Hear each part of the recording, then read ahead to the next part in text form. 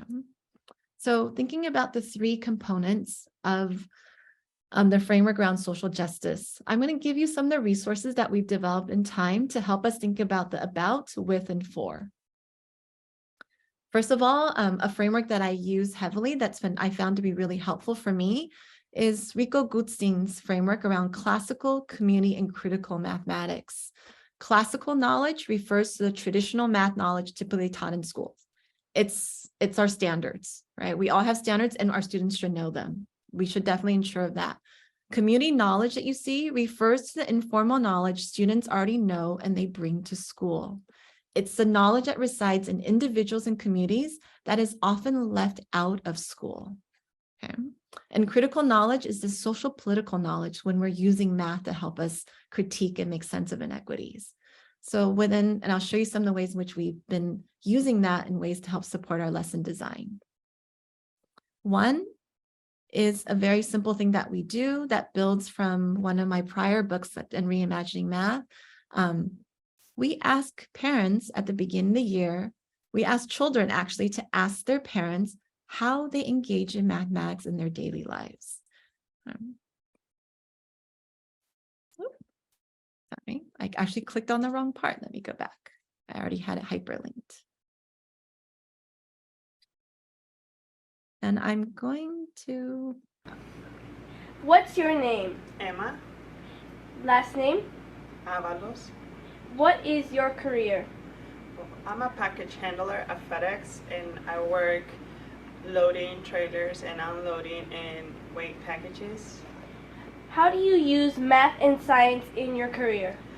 When I have to load, I have to play a little geometry game of Tetris, and I have to take all different sizes and shapes and weights into putting them in building a wall. So I have to think what can fit into where, so I have to make strong walls. So it's really important to make sure I have the right package at the right place. And I approve this message.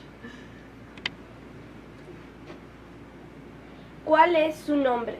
Mi nombre es Emma Ábalos. ¿Y cuál es su carrera? Yo trabajo para la compañía Federal Express y manejo los paquetes. Estoy en paquetería y la forma que yo uso matemáticas es cuando yo tengo que levantar un paquete, tengo que primero observar la figura del paquete y pesar el paquete para saber qué tipo de fuerza tengo que aplicar, con cuánto tengo que doblar mis rodillas y la fuerza que tengo para levantar el paquete y también la distancia del suelo hacia la plataforma que tenga que levantarla. Cuando se construyen las paredes, tengo que también saber la figura, el peso del paquete para saber cómo voy a levantar el paquete y la velocidad. Y apruebo este mensaje.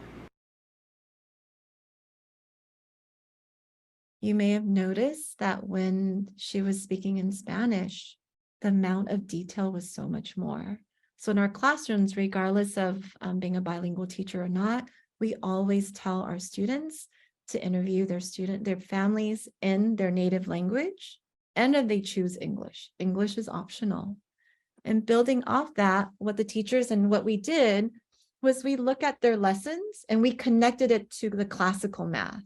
So this is how we use math in the real world. Where is it in the standards? In the 5th grade classroom, actually it's a 6th grade classroom, it was, look at this, it's perfect. It's on volume, surface area. What she does every day, having to fit things in, she's literally playing Tetris. Given all the boxes you have, how are you going to get it to fit? Okay.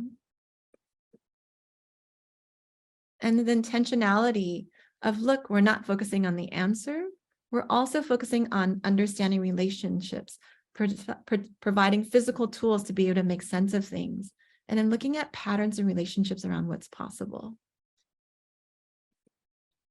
This led to a parent engagement night from an activity that came from a parent, where the parent came and co-taught the lesson.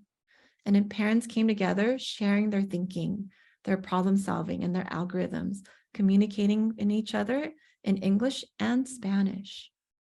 Okay. And also noting, and I won't play it, but note the basketball player featured in the problem. It was Kareem Abdul-Jabbar. which he was born called Ferdinand Luis. He boycotted the 1968 Olympics to protest how African Americans were being mistreated in the US. And he changed his name in 1971 to reflect his Islamic faith. He's aware that being a 6-time NBA champion, that he has a national platform.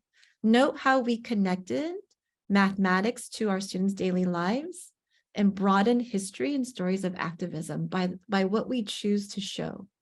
Activism doesn't look one way.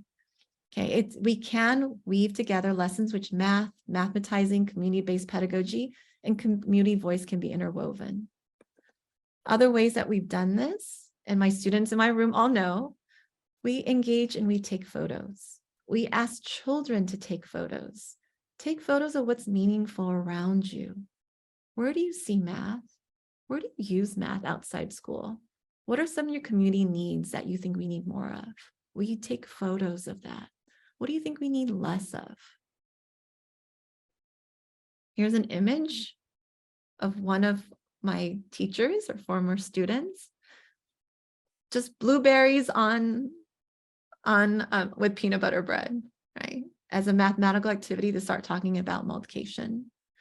And I won't show this here. Then what happens when you do this a lot, this is a picture of a video of Jason when he's 4. He's in a special day class and at a school called Maxwell School in Anaheim as well. Because he's so used to seeing images and taking photos of images, he starts to mathematize his P's. Look at the way he lined his P's up. And he continues to. He's 4. And he becomes the student, and the class itself featured in the Catalyzing Change series that's being cited in our California Math Framework. Other things that we've done is the same thing, asking this idea of taking photos.